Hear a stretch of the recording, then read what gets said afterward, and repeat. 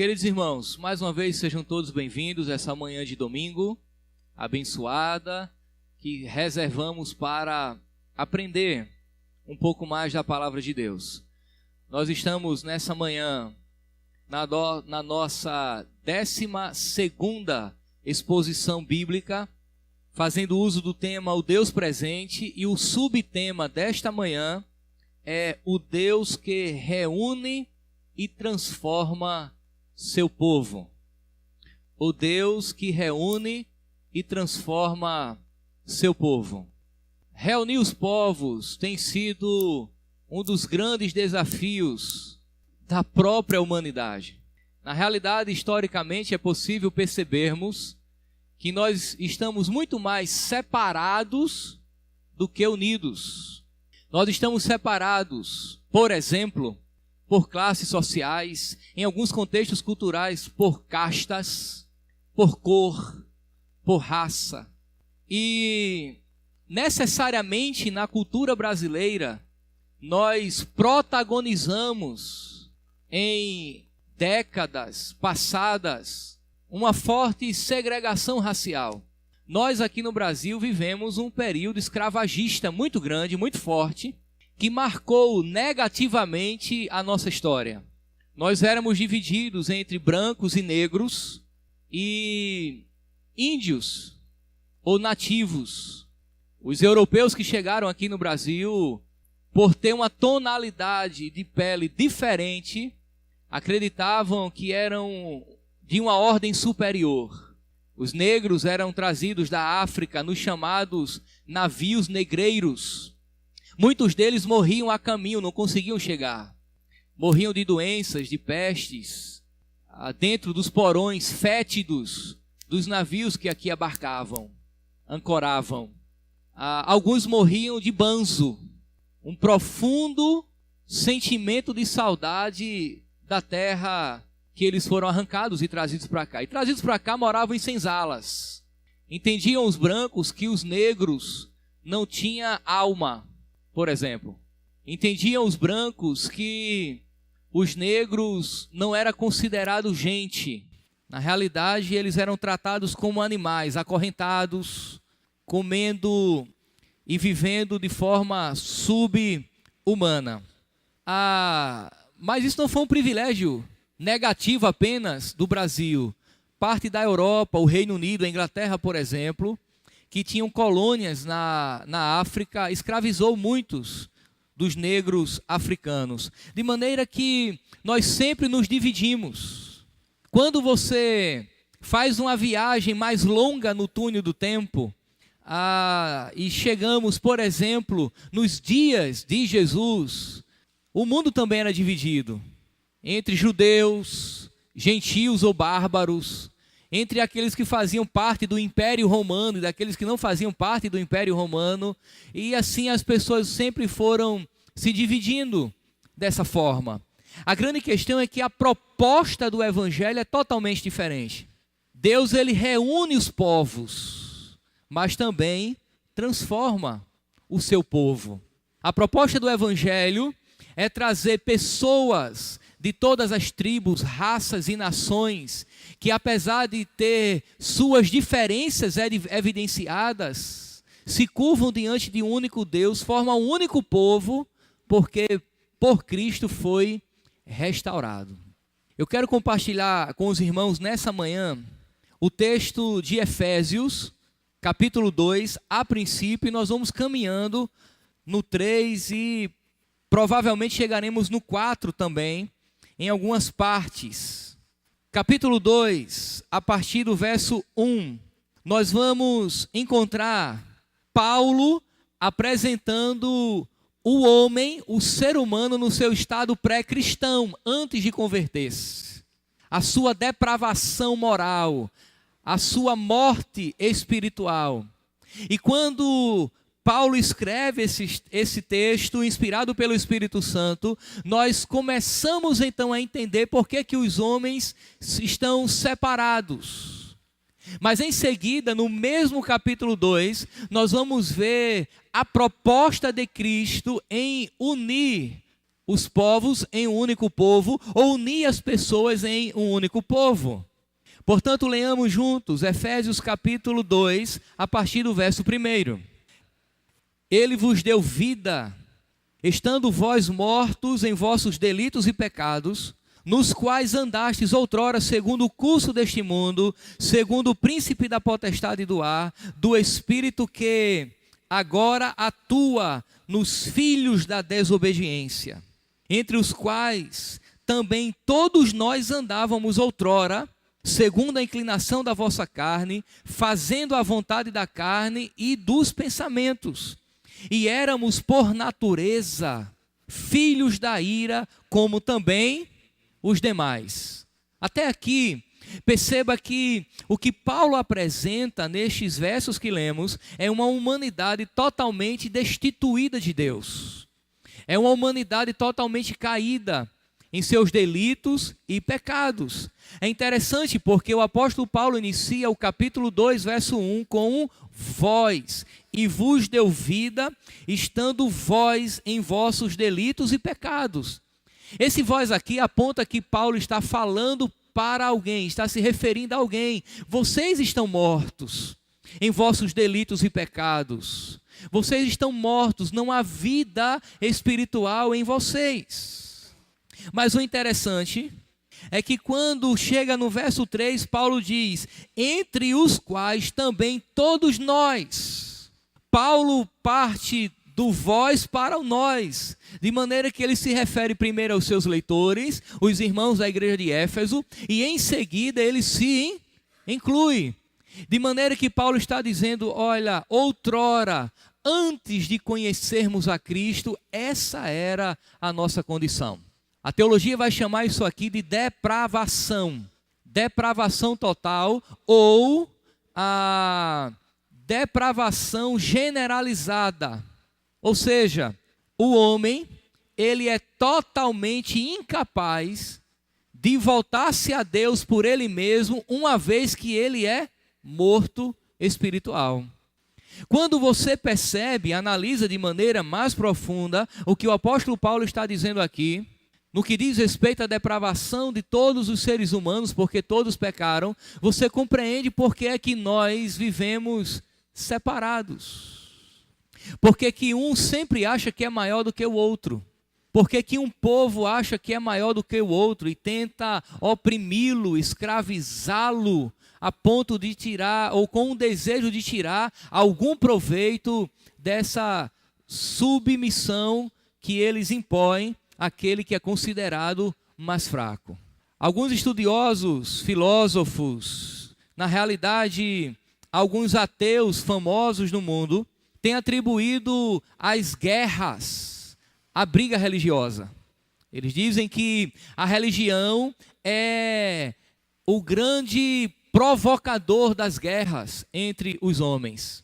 E daí elencaram algumas guerras que aconteceram ao longo da história da igreja e necessariamente da religião e necessariamente da história do cristianismo, alguns conflitos que de fato separaram pessoas e provocaram guerras em torno de um ideal religioso. Em alguma medida eles têm razão, de fato a religião fanática pode provocar guerras.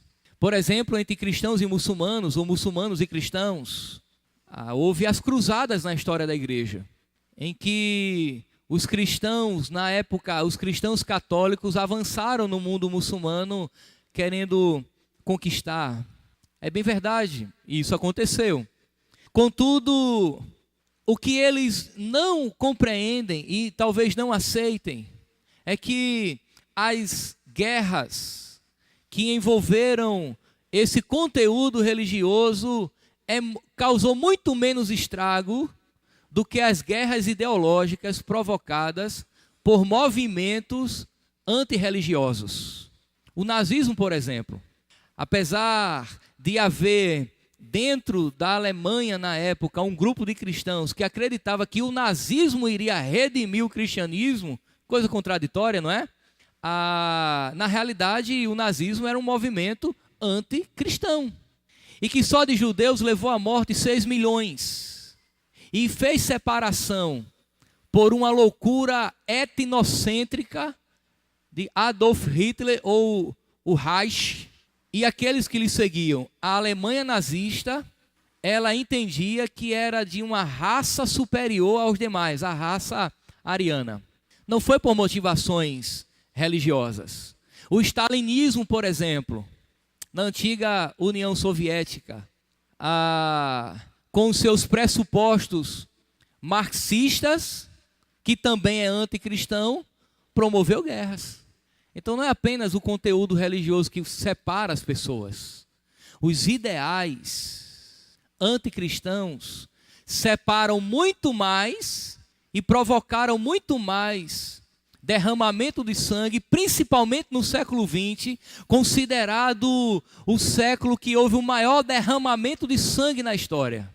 Foi provocado por ideais fascistas ou nazistas antirreligiosos.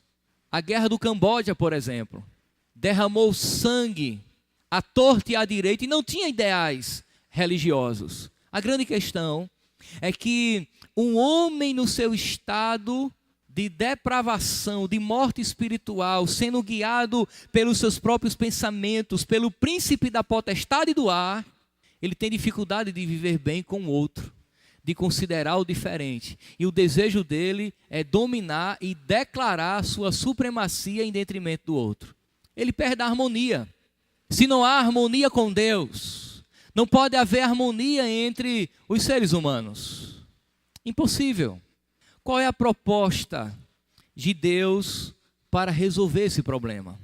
A resposta a essa pergunta é que a proposta é a cruz de Cristo. É na cruz de Cristo que Deus reúne e transforma seu povo.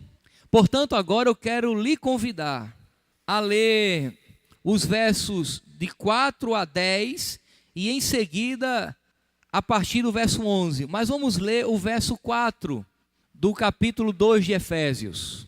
Mas Deus, rico em misericórdia, por causa do grande amor com que nos amou, e estando nós mortos em delitos e pecados, nos deu vida em Cristo. Pela graça sois salvos.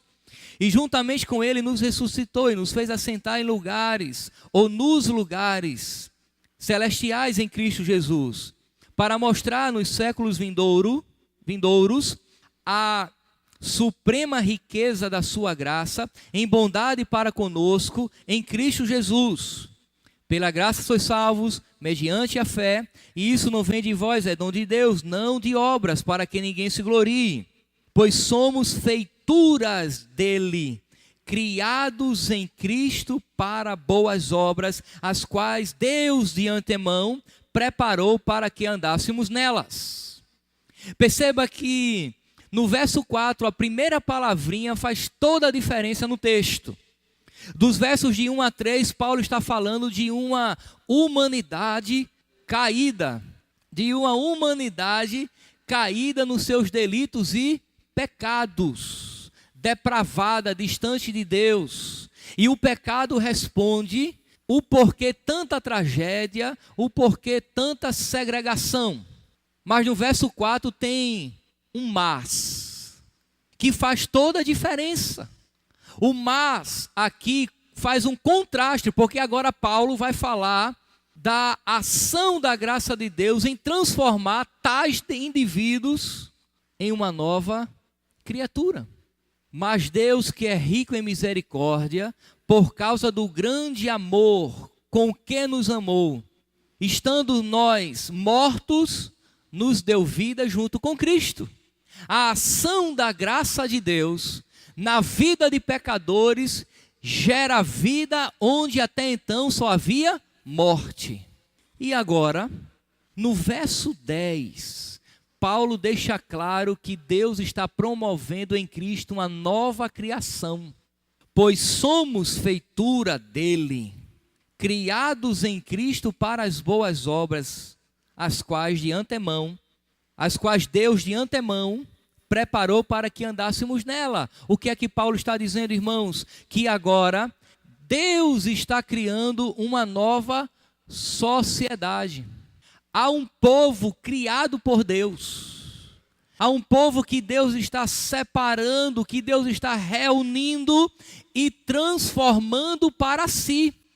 Dentro do universo de uma humanidade caída, depravada, pecaminosa, totalmente separada de Deus, o próprio Deus, por meio da sua graça, uma intervenção divina, está criando um povo para si, reunindo um povo para si.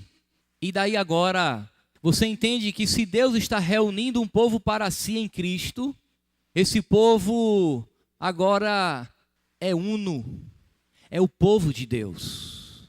E nós vamos ver que esse povo de Deus, ele é composto por homens e mulheres, grandes e pequenos, negros e brancos, judeus e gentios, porque há algo que nos une e nos atrai. Portanto, leamos o verso 11 agora. Portanto, lembrai-vos de que outrora vós, gentios na carne, chamados incircuncisão por aqueles que se intitulam circuncisos na carne, por mãos humanas, naquele tempo estavais sem Cristo, separados da comunidade de Israel e estranhos às alianças da promessa, não tendo esperança e sem Deus no mundo. Mas agora, em Cristo Jesus, vós que antes estáveis longe, fostes aproximados pelo sangue de Cristo, porque Ele é a nossa paz, o qual de ambos fez um, e tendo derribado a parede da separação que estava no meio, a inimizade, aboliu na sua carne a lei dos mandamentos na forma de ordenanças, para que dos dois criasse em si mesmo um novo homem, fazendo a paz, e reconciliasse ambos em um só corpo com Deus por intermédio da cruz, destituindo por ela a inimizade. E vindo, evangelizou paz a vós outros que estáveis longe, e paz também aos que estavam perto, porque por ele ambos temos acesso ao Pai em um Espírito. Assim, já não sois estrangeiros e peregrinos, mas concidadãos dos santos, e sois da família de Deus, edificados sobre o fundamento dos apóstolos e profetas, sendo ele mesmo, Cristo, a pedra angular, no qual todo edifício bem ajustado cresce para santuário dedicado ao Senhor, no qual também vós juntamente estáis sendo edificados para a habitação de Deus no Espírito. Olha que coisa interessante, irmãos. Nós temos os povos separados, as guerras, os conflitos e todas aquelas falsas justificativas que o pecado apresenta aos homens do porquê ele deve estar separado e oprimir o outro. Mas agora Paulo está dizendo que Cristo une os povos. A cruz de Cristo une os povos. A obra de Cristo revelada na cruz do Calvário, ela tem um alcance, um poder de alcançar pessoas de todos os povos, de todas as línguas, de todas as nações. A graça de Deus, irmãos, ela é revelada universalmente. Com isso eu não estou dizendo que todos os seres humanos da face da terra serão salvos, inevitavelmente, como prega o universalismo. Eu estou dizendo que a graça de Deus é revelada a todos os povos.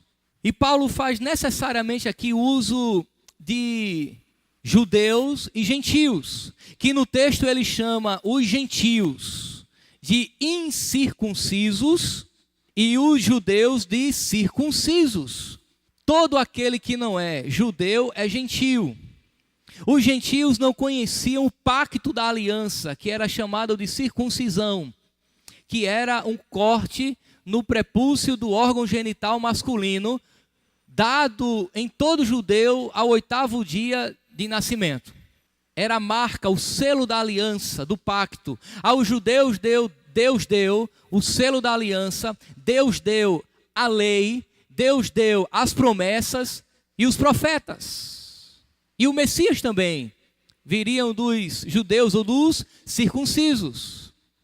Os gentios eram considerados distantes de Deus, porque Deus não havia se revelado nessa dimensão a eles. E o que é que acontecia, por exemplo, no momento da adoração no templo? Os judeus, homens, adoravam no pátio interno. Os gentios adoravam no pátio externo, muito provavelmente por trás de um muro que os separava. Aquele muro de separação era a marca visível da segregação que havia entre aqueles dois povos, mesmo os gentios tendo se convertido ao judaísmo. Eles se separavam. Para você ter ideia, um judeu considerava o gentio combustível do fogo do inferno. Se uma mulher gentia casasse com um homem, se uma mulher judia casasse com um homem gentil, era celebrado um culto fúnebre na comunidade judaica, declarando que ela havia morrido.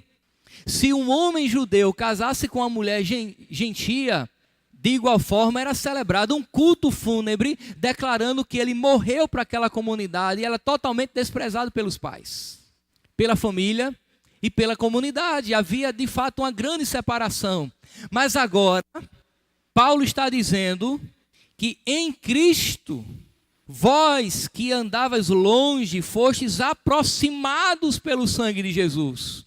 O sangue de Jesus, irmãos, aproxima os povos de Deus e, consequentemente, um dos outros.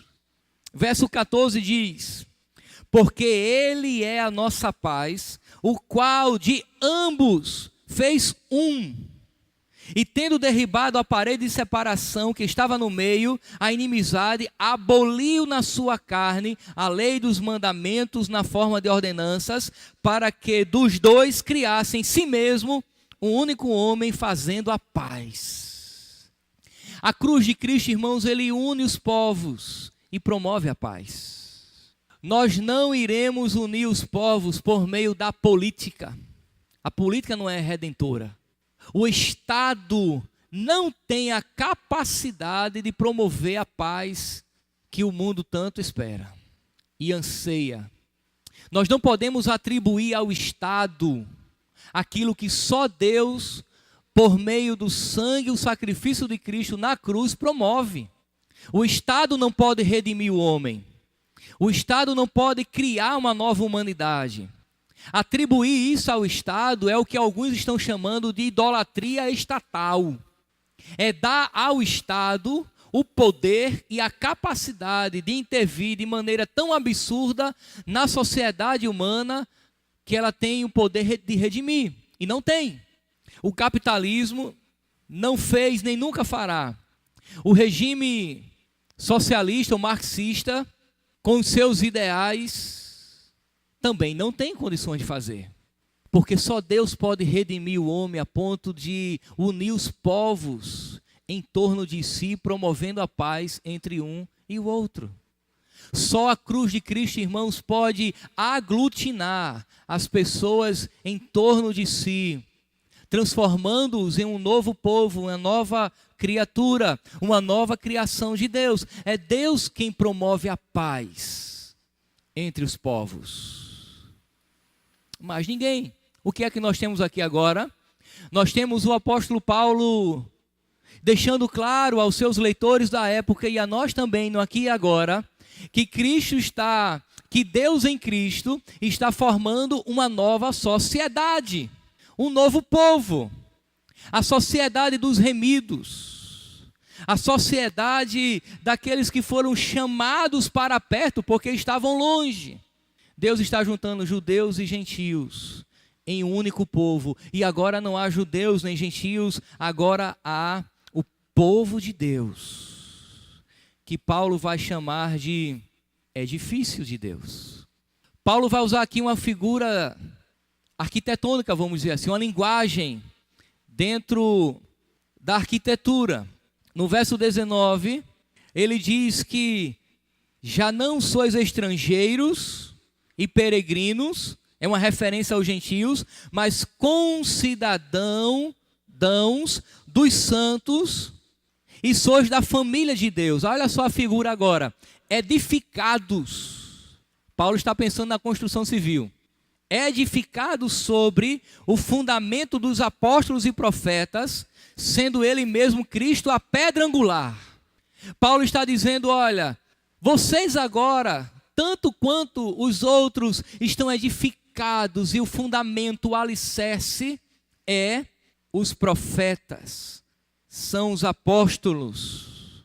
E o verso 21, no qual todo edifício bem ajustado cresce para santuário dedicado ao Senhor. E o verso 22 diz que eles estão sendo edificados para a habitação de Deus no Espírito. O que é que Paulo está dizendo? Deus está formando um edifício, uma casa, um templo onde ele possa habitar. E esse lugar é o seu povo. O seu povo multirracial, formado por judeus e gentios, formado por pessoas de todas as línguas, de todas as raças. Portanto, não há motivo para estarmos separados, uma vez que a cruz de Cristo está nos unindo. Qual o problema para o racismo? Virarmos ativistas, pregarmos o evangelho. Qual o problema, qual a solução para a segregação dos povos? Qual a solução para resolvermos o problema das classes sociais distintas? Poucos com muito e muitos com pouco. A cruz de Cristo. Qual a solução para juntarmos em um único lugar negros e brancos, índios e europeus, sem um sentisse que é superior ao outro, por atribuir à sua cultura um estado mais elevado do que a do outro? A cruz de Cristo. Porque a cruz de Cristo, irmãos, revela que todos os cidadãos do universo, do mundo, estão sob o jugo do pecado, logo todos são iguais. Carecedores de uma única solução, a cruz de Cristo. Portanto, irmãos, a política não vai redimir. O Estado não vai redimir. O Estado existe e é uma instituição que Deus estabeleceu para punir o culpado e louvar os inocentes. Mas ela não tem o poder de redimir. É tanto que, apesar de termos leis que inibem o racismo, por exemplo, essa segregação racial e social, ela continua existindo. E o Estado continua tentando. Há alguns avanços impostos por lei, mas continua existindo. Por quê? Porque o que deve ser mudado não é necessariamente as estruturas. Se mudarmos a estrutura, mas não mudarmos o coração do homem, a estrutura continua corrompida. Mas se o coração do homem for mudado, a estrutura é saudavelmente modificada. O Evangelho é redentor. A cruz de Cristo redime. Dessa forma, Deus então reúne um povo para si. Você já pensou que coisa interessante? Quando chegarmos no céu, qual será o idioma que nós iremos falar? Não sei. Também acho que isso não é uma preocupação que devemos ter. Mas haverá no céu japoneses, europeus, índios, africanos, latino-americanos, negros, brancos, cafuços, mulatos, não é? Homens, mulheres. O Evangelho, irmãos, quando redime pessoas dentro dessa pluralidade que o próprio Deus estabeleceu e une agora em torno de si. Pois bem, o apóstolo Paulo deixa claro que Deus chama para si uma nova humanidade, que cria um povo, mas que transforma esse povo. Esse povo chamado por Deus agora é transformado por Deus. E eu quero chamar a sua atenção ao capítulo 4 agora. O capítulo 3 apresenta uma oração de Paulo. Paulo se apresenta em oração por este motivo, por esta causa, ou seja, a cruz de Cristo que une os povos, judeus e gentios. E agora, a partir do capítulo 4, verso 1, Paulo vai dizer como que essa nova sociedade deve viver. Uma vez que é o próprio Deus que está promovendo essa transformação. Capítulo 4, verso 1. Rogo-vos, pois eu, o prisioneiro no Senhor, que andeis de modo digno da vocação a que fostes chamados, com toda a humildade e mansidão, com longanimidade, suportando uns aos outros em amor, esforçando-vos diligentemente por preservar a unidade da paz no vínculo do Espírito. A unidade do Espírito, no vínculo da paz. Há somente um corpo e um Espírito, como também fostes chamados numa só esperança da vossa vocação. Há um só Senhor, uma só fé, um só batismo, um só Deus e Pai de todos, o qual é sobre todos e age por meio de todos e está em todos. Paulo revela agora, irmãos, que aqueles que estavam separados por um muro, aqueles que estavam longe um dos outros, em Cristo agora estão juntos. Ele pede que haja essa perspectiva, essa percepção de que assim como Deus é um, o povo de Deus também possa ser um. Perceba que a partir do verso 4, Paulo diz, há um só corpo e espírito. No verso 5 ele diz, um só Senhor. E no verso 6, um só Deus e Pai. Paulo está se referindo a Deus, Pai, Filho e Espírito Santo. Assim como Deus é três e ao mesmo tempo um, vocês que são vários devem ser um em Deus. Deus está, irmãos, transformando o povo para si. Eu quero lhe convidar agora ao verso 25 do capítulo 4. E vamos ler até o 30. Olha só o que diz. Por isso, deixando a mentira, fale cada um a verdade com o seu próximo, porque somos membros um dos outros. Irai-vos e não pequeis, não se ponha o sol sobre a vossa ira, nem deis lugar ao diabo. Aquele que furtava não furte mais, antes trabalhe, fazendo com as próprias mãos o que é bom, para que tenha com que acudir ao necessitado. Não saia da vossa boca nenhuma palavra torpe, sim unicamente a que for boa para edificação, conforme a necessidade. E assim, transmita graça aos que ouvem. E não entristeçais o Espírito de Deus, no qual fostes selados para o dia da redenção. Longe de vós, 31, longe de vós toda amargura, cólera, ira e gritaria e blasfêmia, e bem assim toda malícia. Vamos ler o 32 também. Antes, sede uns para com os outros benignos, compassivos, perdoando uns aos outros, como também Deus em Cristo vos perdoou. Vamos recapitular a linha de raciocínio. A humanidade separada um dos outros por conta da depravação gerada pelo pecado. Mas Cristo, revelando a graça de Deus na cruz, une os povos, judeus e gentios. Mas esse povo, que é o edifício erguido por Deus, do qual ele vai se revelar, é transformado por Deus. Há uma unidade nesse povo, e agora nos versos 25 a 30, Paulo está dizendo como é que vocês têm que viver. Por isso, deixando a mentira. Por isso, deixando aquele que furtava não furta, aquele que mentia fale a verdade, o que furtava trabalhe. Paulo está dizendo, Deus uniu os povos, mas não apenas isso, Deus está transformando o povo que ele uniu. O povo de Deus, o povo criado por Deus, o povo do qual Deus se revela nele, tem uma conduta de vida diferente daqueles que ainda não são povo de Deus. E é o próprio Deus que reúne esse povo, e é o próprio Deus que transforma esse povo. E aqui eu quero terminar com o verso 1 do capítulo 5 e o verso 2.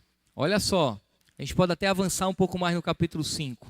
Sede, pois, imitadores de Deus como filhos amados. Olha o padrão agora.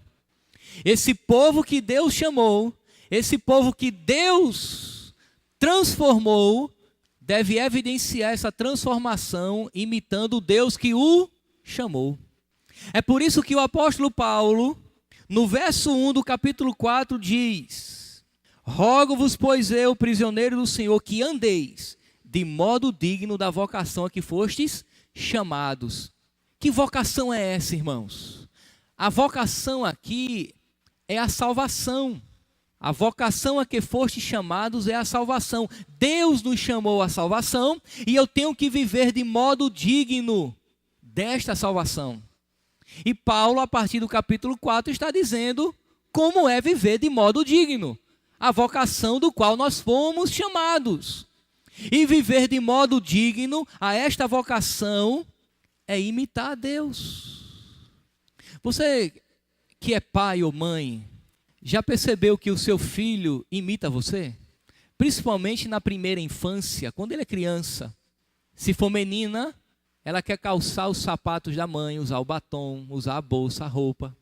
Se é menino, ele quer usar as ferramentas, quer dirigir o carro, quer botar aquele sapato desse tamanho no pé. E assim vai.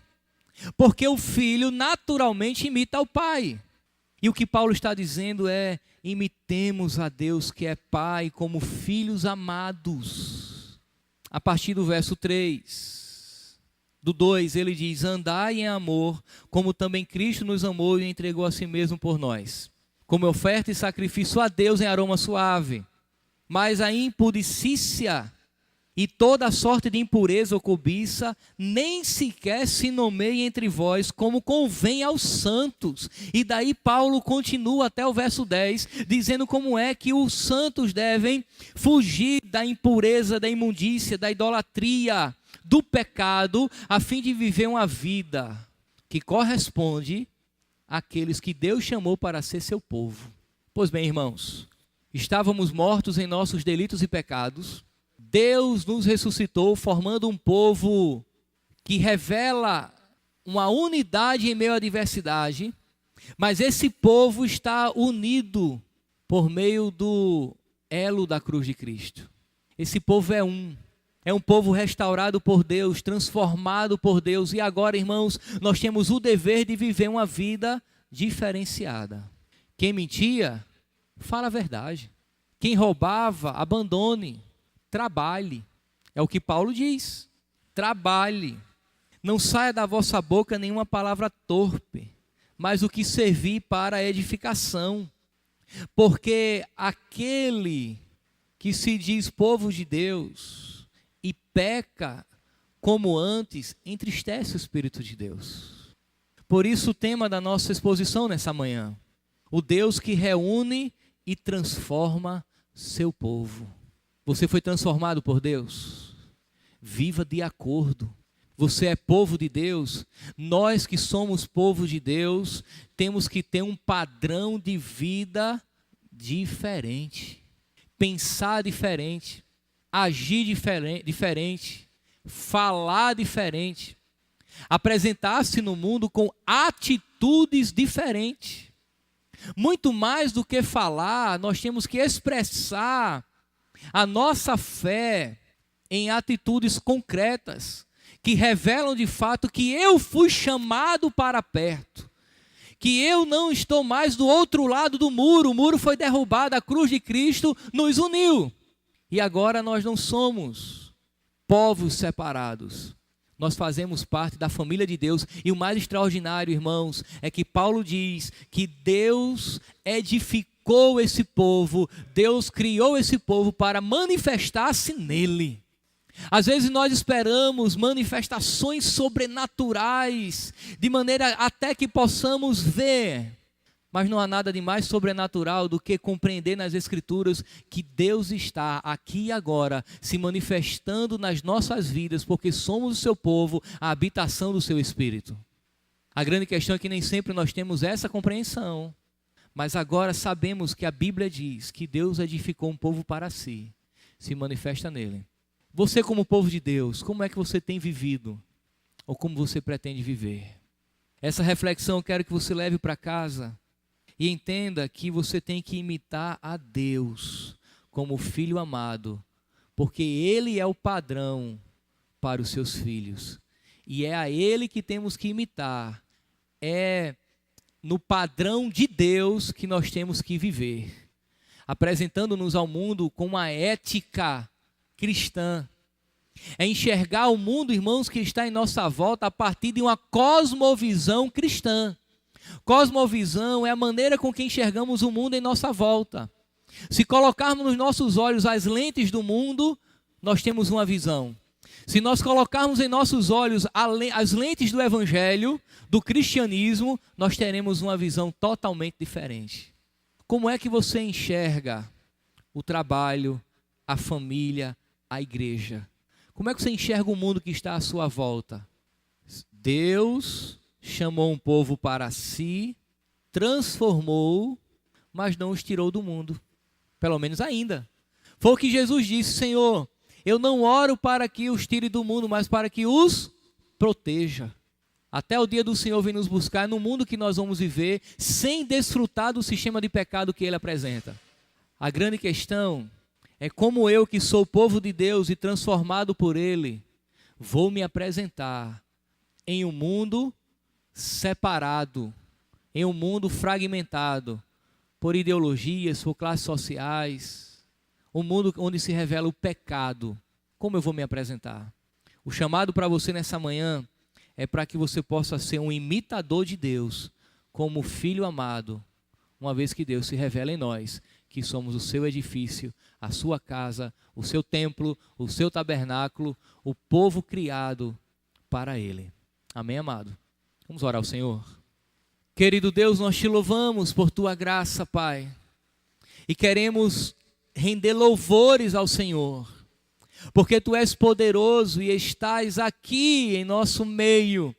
Na realidade, o Senhor está em nós, que somos a tua habitação. É isso que a palavra nos diz. Nós estávamos distantes, estávamos separados, não conhecíamos a promessa, não conhecíamos a tua verdade, mas o Senhor nos trouxe para perto. Nós te louvamos pela cruz de Cristo, que une os povos em torno de si. Nós te louvamos, ó Deus, pela cruz de Cristo, que nos deu a salvação, e agora nós não somos vários, nós somos apenas um povo diante do Senhor. Nos dá, ó Deus, a capacidade de vivermos à altura de teu evangelho, de tua palavra. Em nome de Jesus. Amém e amém.